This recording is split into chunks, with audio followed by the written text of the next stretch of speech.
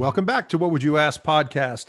My next guest, and I'm excited about talking with Mark. I've just, got into this whole series based on what you guys wanted to hear called The Pitch. And it's awesome. It really is. It's unique. It's interesting. It's professionally done. It moves along pretty well. It doesn't drag through a lot of, meaningless drama. It's a pretty sharp show. If you haven't checked it out, I'm watching it on, I think Prime, but I think it's on Hulu too. I'm not sure, but it's, go to our website. The guys will have that stuff up there for you. Anyway, DiGo. Am I saying that right, Mark? DiGo?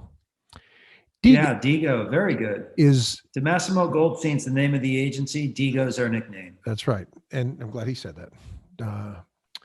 So DiGo is the ad agency and Mark runs it. He is the CEO. He's the creative director. He's the kind of the leader of the group. And as you go on and see these such different personalities of all these different agencies, this one, as Mark says, they are all into companies that are growing fast and have the desire to grow fast. And he's worked with some of the great ones, Crunch and HBO and ESPN and Comcast, just to name a few.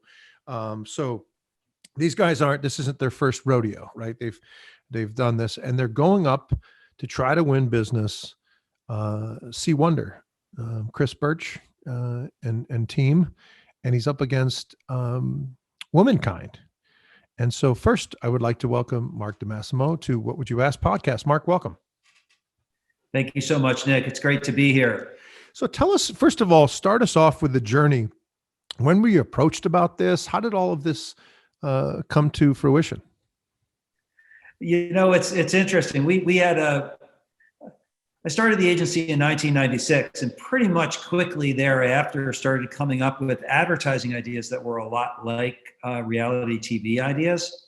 So we came up with an idea for our client Crunch, which was Who Wants to Kick a Millionaire's, can I say ass? Yes, you can say yes. And that worked out really well. And then we did a thing, we saw Survivor and we said, we should do Survivor indoors. And we did accountexecutivesurvivor.com. And so people lived in our office and competed for a single job. So what we got from that point on, and that got a lot of press. And in fact, 6 months later, Donald Trump came out with The Apprentice. My dad wrote me and said, "That jerk stole your idea." So we got a lot of offers thereafter to do reality TV. But I had the idea. Wow, that was cool. Ed, guys. I had the idea that good business is about things going right and bad business is about things going wrong, but good entertainment's about things going wrong. So yes. I said no. So when I got a call from the producers of The Pitch, and they told me that they were doing a series called Undercover Boss, same production company, and that I should watch it because it wasn't really about things going wrong. It was about the human stories, and that The Pitch was going to be a competitive show, but it would be similarly about what makes business work and what makes pitches works. I watched that other show and I said, if we're going to do this, we have to show who we really are. Are we ready to show who we really are? And I felt like, there's no time like the present. I'm proud of who we are, warts and all. Let's get up there. Let's let the drama show. Let's go whole hog. So we really went into it with our eyes open about what it is. So, and how do you find out? Do they tell you, look, here's the opportunity, here's your competition? How is that developed to start off? They had some pretty well-developed rules right from the beginning. So they would not tell you who your competition was. They wanted you to walk in and find out. They did give us some options about who the client would be. Because they said, we have these 3 clients coming up, and we're looking for agencies. Which one do you think you would be better for? We chose to be on the C Wonder episode. And it was a good choice. I'm glad we did. Of course, we didn't know that, we knew it was a women's brand. We felt good about that. We had done really well with women's brands. We'd been in the book at Just Ask a Woman, as one of the few sort of male owned agencies that did really well with women's products. But we didn't realize we'd be competing against women in company. So I guess I'm skipping a step now. No, that's all right. We're going to get right into the brief. I wanted to, and you mentioned that womankind is your competition, and you walk in and there they are, 3 women. And the first thing I think out of Chris Birch, who is the CEO of Sea Wonder, he says, let's make it clear, we are all about women and women's lifestyles and women's experiences. And I'm like, oh, geez. I didn't see Mark gulp. It didn't look like he's intimidated at all, but geez, that must have at least set you back a little bit, right? Or no? I silently, and I probably should keep it silent, but in the, deep in the recesses of my brain, I was thinking, I am also all about women. So it's okay. Yeah. No, that's good. I like that. You said this, and I want to ask you what you meant by this. You said the biggest mistake in advertising is that you're pitching every moment. That's what you said. What did you mean? Yeah, I don't know if I said the biggest mistake. I think I said the thing about advertising is that you're pitching every moment. I guess the biggest, I said the biggest mistake is forgetting that. Forgetting that you're pitching every moment. That's right. Forgetting that you're pitching every moment. Yeah, it's today, it used to be people thought, oh, it's all brands are built by that 30-second advertisement. And, most of what we knew about most brands, we got from their commercials. But, that never worked in business to business, which is what an advertising agency is. And it doesn't work today in a world where everybody is connected to word of mouth through the internet. The experience is the marketing. The advertisements help you conceptualize, understand, have feelings about your experience. Advertisements are really important, but the marketing is the total experience, which means that every moment is an ad. Interesting. So so the brief basically is a discovery session, right? I mean, we're in there, we're going to try to find out about the customer. It's a brief portion of the show. I'm sure, we get to see 44 minutes of it. You guys are in there for lengthy time. I imagine you're in there for an hour or 2. You left, and the first thing you said when you left was, I'm inspired. Is that how things work? I'm not a creative guy, and we should have somebody else interview Mark that can relate to him because he's really creative. But I mean, as you're doing a discovery, right? Are you thinking right then, wheels turning right then, going, where am I? What avenue am I taking? What channel should I be looking at? What's really important to this client? Because you walked out of there and you were like wonder, and you had thought going, right? That's the creative mind working. Tell us about what was inspired to you through that brief session. Well, Chris Birch I would watch this just to watch Chris Birch. Yeah, Chris Birch he's like, when you talk about the sort of the entrepreneurial, sort of out there, sort of beyond the rules of normal business sort of a person. Yes. There's like, this end of the spectrum, and there's like Richard Branson, and then all the way over here, there's Donald Trump. And then over here, all the way out in the end, there's Chris Birch. Yeah. He was incredibly interesting throughout. Oh, thank you. My young assistant just brought me a tea. Isn't this nice? That's nice. Thank you, young assistant. It's actually my son, Jack, came in. There you go. Very nice. But I love those brilliant entrepreneurs, and Chris's ability to see things from his customer's perspective and to do the right thing for her, as he called it. Yep.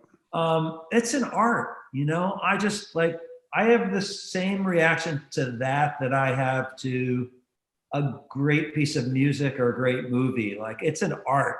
And so to get to work for an artist, to be an artist working for an artist, and yes, we're commercial artists, it's inspiring to me. So it was all clicking.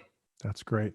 You come back to your office and you start sharing through a creative strategy session, it looks like, with the team. And then we meet Ruth. Ruth is someone that doesn't hold back at all and gives you her opinion, which, by the way, she thinks, and you both mentioned, kind of that's what you do. You challenge each other.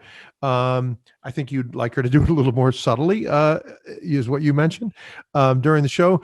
But you need that different perspective, right? Just to look at. And one of the interesting components of this whole session was she comes out very, what's the problem? What are we looking at? She was trying to be, I think, that, that other perspective that you're looking at. And out of the blue, the next series, we hear a pitch that you love, and it does come from Ruth, which she's not necessarily, she's the strategy person, not necessarily the creative person. Tell us about how that all evolved. That was very interesting. Yeah, I mean, first off, you expressed it really well. So I'll tell you the behind the scenes. First off, Ruth is one of the really, really rare geniuses in advertising. She really is. She before she ever had an advertising career, she and her husband had a stand-up act. Wow. And I mean professional. Wow. Yeah. So she's a show person, first, right? So she had that, and that ability to be sharp and be, in front of an audience and all of that. So I knew that anybody who's putting on a TV show is going to look for drama. And I said to the producers right in the beginning, I said, you follow Ruth around, you're going to get your drama. And conflict, drama's about conflict. And the truth is, Ruth and I, there was conflict, every day. I love her. I hope she loves me. I think so. But that's the way she is. And she likes that energy. She came into the advertising business. She did strategy work, marketing and new business work. She's an expert on the pitch. Right now she is heading up marketing new business for another agency, and we remain friends. But she was also not somebody who would hold back from confronting anyone, and the truth is, my comfort zone is confront me all you want. I need the truth, and my ego can take it. I want to know, but I want to decide who confronts the client. Yeah. And when. Yeah. and that didn't happen during this series. She got his backup. Yeah. And that made for good drama, but it did make me nervous. So let's talk about it. It's a good segue to the on-site visit, folks. And you'll remember this, those of you that are watching the pitch, and we're going to do some advertising once we release this series, so everybody can get familiar that it's coming up, and just watch the heck out of all those 2 seasons that are up there, because it's interesting. Every series is interesting. So what happens is Chris Birch from Sea Wonder, he visits each location, each office, and he comes into Mark's office and walks by, first of all, before we get to what happens with Ruth, he walks by the ping pong table, which I loved when I saw that. I thought right away, I saw it tells something about you, right? It says something about work-life balance. It says something about what you guys are as a team, right? Because somebody that is a micromanager that just wants to make sure you're 5 minutes late today, that kind of person is not putting a ping pong table up in the middle of their office. I also thought, and by the way, we get to see a very edited version of what happened, but it's a very interesting that he went by that and you gave him the opportunity to play, because I thought, what a great icebreaker, number one. and you guys are playing, and it looks like both of you obviously can play ping pong. And I thought the best line of it was when you said, "I tried to let him beat me, but I just couldn't," because that competitive spirit, comes out of you. And that, tell us a little bit about that moment. Was it as organic as it looked like? It absolutely was. I mean, that's they use a lot of show business techniques, and they edit and all of that, sometimes to create more conflict than there might have been in some scenes, or to create tension or whatever.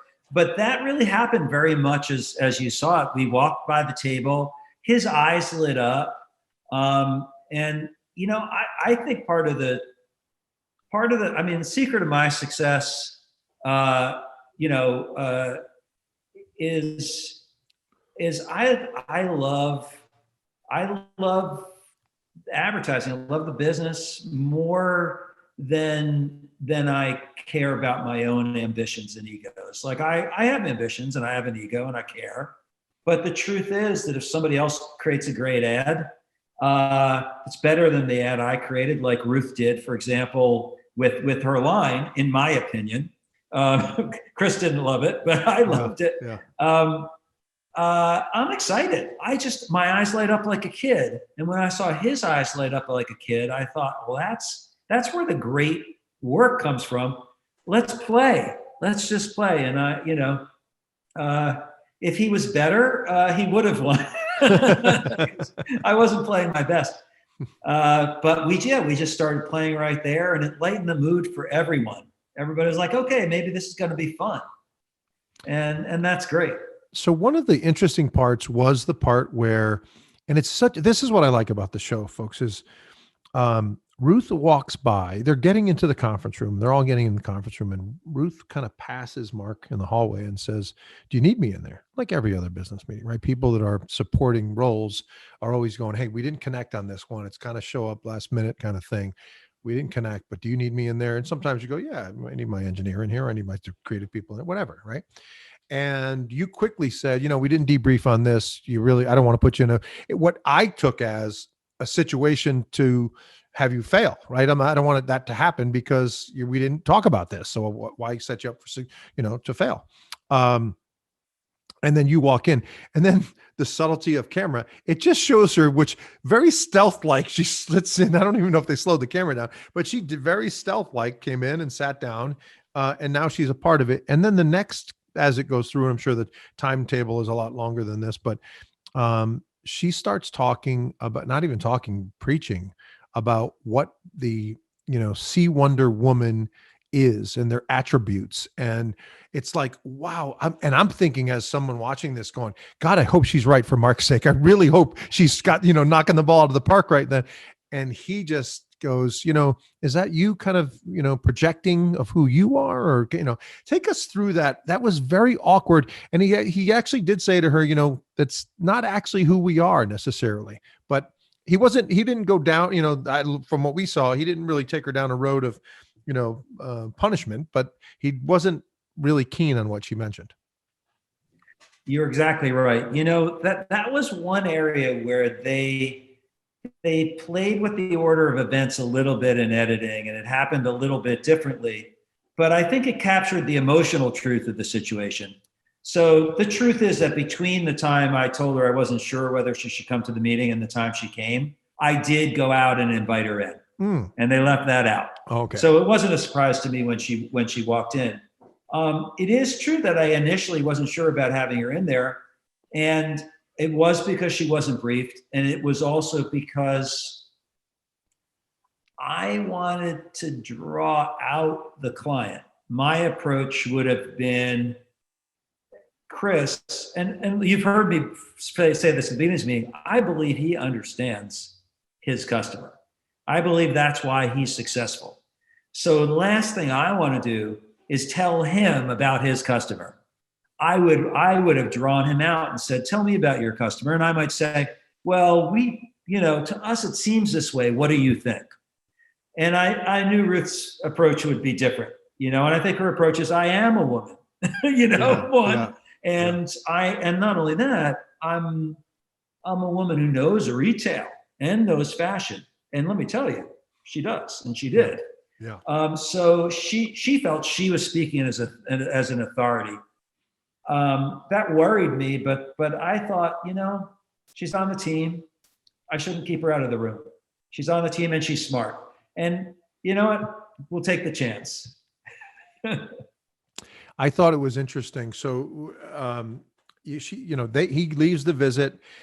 As he's walking out, or in his, whatever interviews they do in between these things, he was a little bit concerned. He seemed like, he said, the women over at Womankind, I like those women a lot, implying not so much the women over at DiGo, right? I mean, that's what took away from him.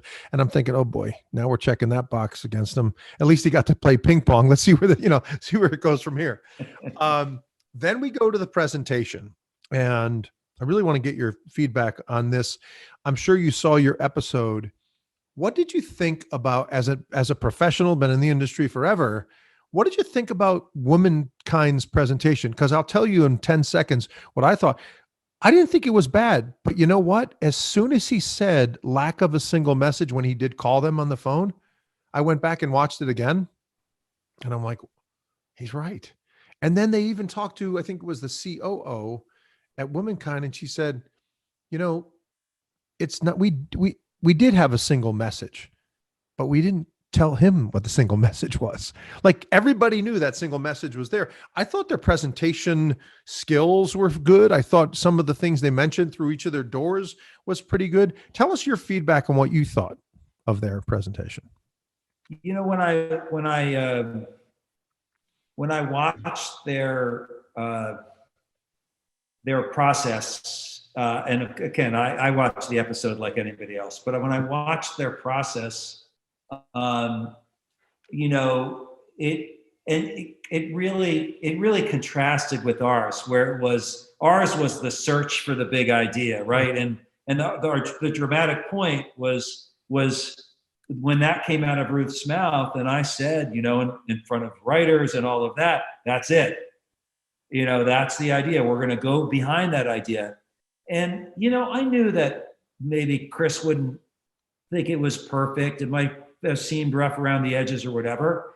But for us, it's more important to have a big idea than to have the perfect big idea. So, and that's where we were. And everything we did was about reinforcing that. And that's our belief about advertising. When I watched them, they were spending so much time on energy on the organization of the presentation.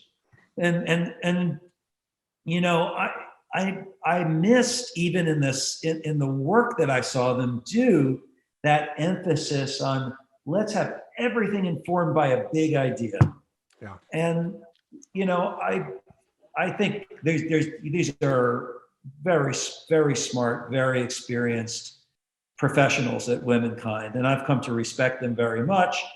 Different processes veer off in different directions, and I think that process veered in that direction. Yeah. and we benefited. So when they leave, and by the way, they're basically what they would say would be their idea, and again, my opinion, was the elements of surprise. That's kind of what they were looking at, and the doors that they brought up were all these different things. If you remember, and I didn't ask you this, so let me jump back real quick. They actually went out and visited one of the stores and spent some quality time there. Did you guys do that and we didn't see it, or did you think it was necessary to do? We did that. We did quite a lot of secret shopping. Okay. Even got them to let us work in a store, and they did film and videotape some of this, but it hit the cutting room floor. Got it. Okay. And then the big idea that Mark's talking about was Ruth's. A great mood can change the world, basically, is what her pitch was. So now it's your turn. You go up there. I have to tell you one other thing that I like that you said, and I forgot about this too. When he was in your office and he sat down, one of the things you said to start off was, we realize, when we do this kind of meeting, we always think about what is the problem and help to solve the problem. you guys don't really have a problem. I thought that was like really honest. I mean, he could have jumped all over you for that. What do you mean we don't have a problem? We need to do this and we need, but he got it. He was like, that's a very good point, is what he said. His response was, that's a little risky, you saying that, right? Admitting that, you know what, the way we look at this is you're not too bad, right? And then you talked about another level and taking it to another level. I really thought that was a subtle thing to say, but really an important thing. Thank you. Look, it's when you're talking to somebody like that, anything you say is a risk, whether you know it or not, because he can jump down your throat at any moment. So true. And he will.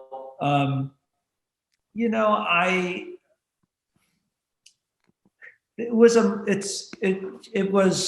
was strategy and diplomacy.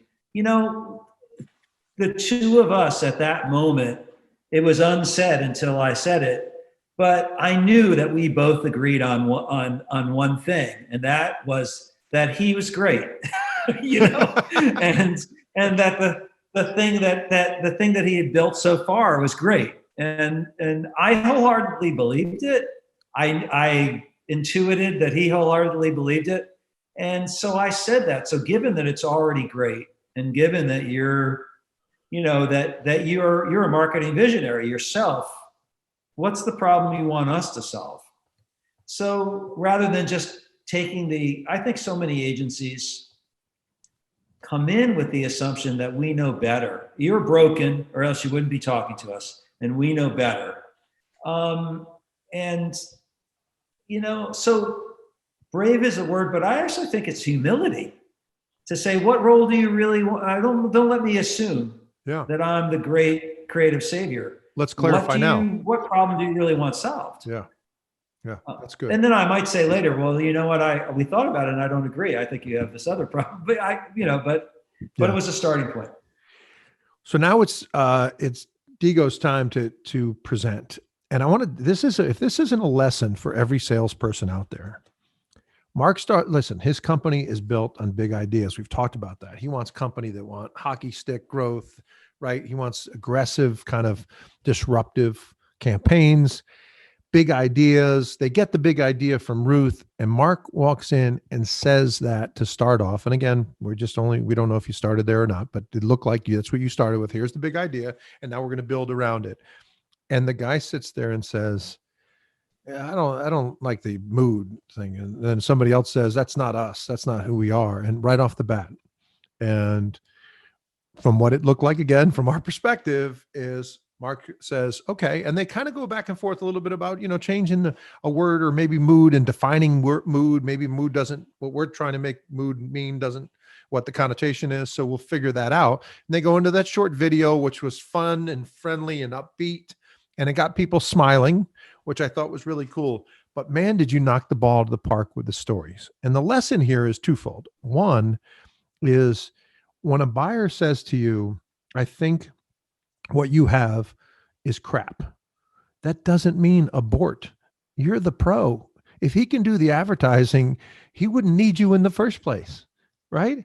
I tell this to Shark Tank entrepreneurs all the time. You know your business better than they do. We have all the respect in the world for Mr. Wonderful and Mark Cuban and Lori and everybody else, but you know your business. You should go in there, loud and proud, because you know it better than they do. And when you just kept moving, Mark, that was like lesson number one. Lesson number two is great stories sell more than everything else. PowerPoints, pictures, demos, stories sell. And when you went into, I was so impressed because I'm thinking, you said, well, let me tell you, I forgot how I had it too. When what you said to introduce your, the next level, you said, we're going to take it to the next level. And they show a picture of a woman and you're talking over it. And I'm like, oh no, is he going to crash and burn again? And then I'm starting to listen to it. And I'm like, holy cow. All I'm thinking of the bubble over your head with a picture. That's all I had in my head while you were talking. Is I can see that woman doing what you're telling me she's doing. Yeah. And I can see everybody else, the faces on everybody. And I'm like, and by the way, folks, let's step back 10 seconds. Womankind knocked the ball out of the park because he was really happy with them. If you watch the episode, he says, I look forward to working with you guys. Let's see let's see what these guys can do. But that was, he was leaning that way. But when that story, when you did you feel that in there, Mark? Did you feel how you were winning them over? I'm sorry, I said a lot, but go ahead. You know, I could feel the frostiness at the beginning. Yes. Even before I brought up that line, I tried to sort of set it up, and he didn't want to hear a word from me. It was icy. And then I said the line, and it was an immediate tissue rejection. That's not us. And I think what you said is perfect. I'm going to add one thing. If you start out and they think it's crap and it's not them, they're probably right, but that doesn't mean you're crap and you're not for them. You know, so when he said that, the first words out of my mouth were, let me show you this video. And the reason was, all right, you don't like the line, but I knew that the video delighted and would change the mood. And when he looked at the video, he was like, I kind of like that. That feels like us. Yeah. And then I said, all right, if you like that feeling, let me tell you a story about her. She's walking down the street and this is what she sees. And we designed this new door and it's magical, right? And you open it up and she comes into this world. And so, the interesting thing is every little bit of it changes her mood. The idea was right. He didn't like the way we said it. Yeah. He maybe didn't even want to say it at all, but he wanted to do it. So we found that place, we connected. That's so interesting.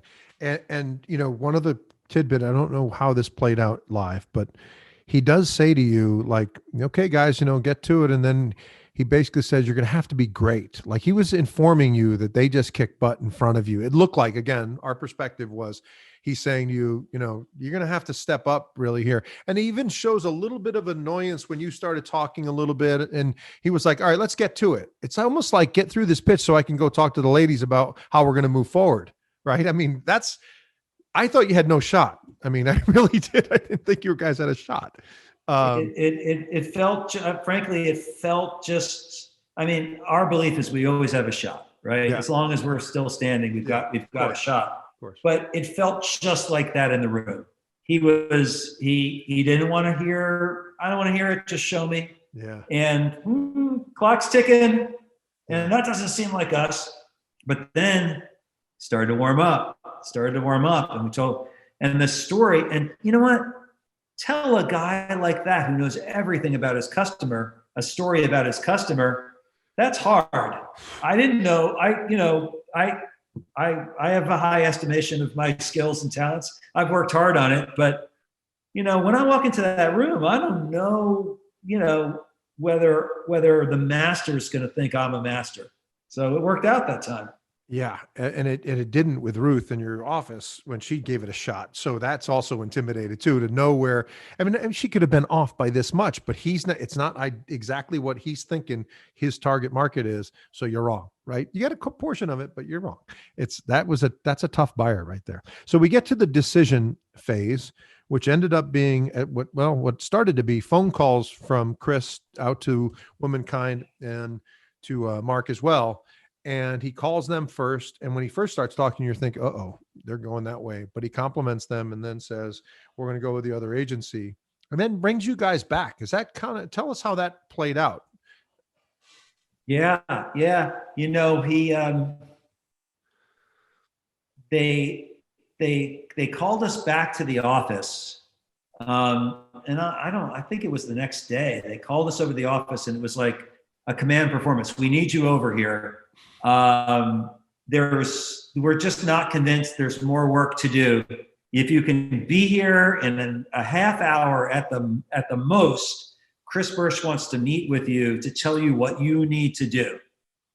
So we're, Goldstein and I look at each other and we're like, okay, here we are going for another adventure. What the heck? But we're suiting up, walking over there, through the park there, past the Flatiron building and up into their offices. And we're led into Chris Burch's office and the cameras are there again. Chris sits us down and he's not done torturing us. He starts out and he's like, I just didn't think, and though they were really good, they just really had it and all of that, but and then he says, but it was very hard for me, but I had to call them and tell them that they didn't get it. And so then now we're like leaning forward in our chair a little bit, and we're thinking, what's he going to ask us to do, And then he just said, "You guys got it. You're the ones. Great work. We're very happy." So he was very gracious, and I also thought, for all his bombast and stuff, he really did. He really did seem to care. It was a little hard for him to call them and tell them they didn't get it, and he felt good bringing us into the fold. It was a nice human moment. What happens post that decision? Are you guys now, is it have to be worked out? I mean, is it a handshake deal and kind of you can part ways? Tell us post. First thing they did is they walked us out of his office, and all 300 of his people were there in this big common space. And it was a big sort of celebration there. And we started to get to know people. Then the very next day, they reached out to talk about working together for real, and none of this was pre-negotiated. So they could have, given us a tiny project or probably blown it off completely if they wanted to. But they took it very seriously, and they hired us, and we continued to work with Chris and the team. And I would say, and Brandy, who was there, was very bright. I would say it was about 9 months. Wow. And then following or as part of a settlement with Tory Burch, which was that, Chris's previous company. Yeah.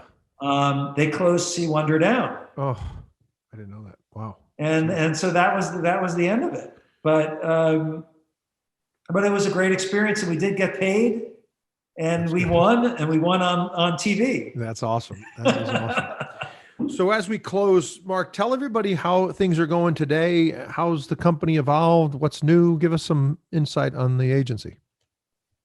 Well, when I look back at the pitch now, I see a small and quaint and scrappy, agency with some really bright people around, like Ruth and Phil and Julia and some of the others. Julia's still with us. She's our head of marketing at the agency. But we grew. I think the pitch was really great advertising for us. We grew substantially every year for the next 5 or 6 years. We were in the Inc. 5,000 4 years in a row. Wow. For our growth, and we got to be a bigger independent agency. We're still not a big agency, but we got to be a bigger, more sophisticated independent agency.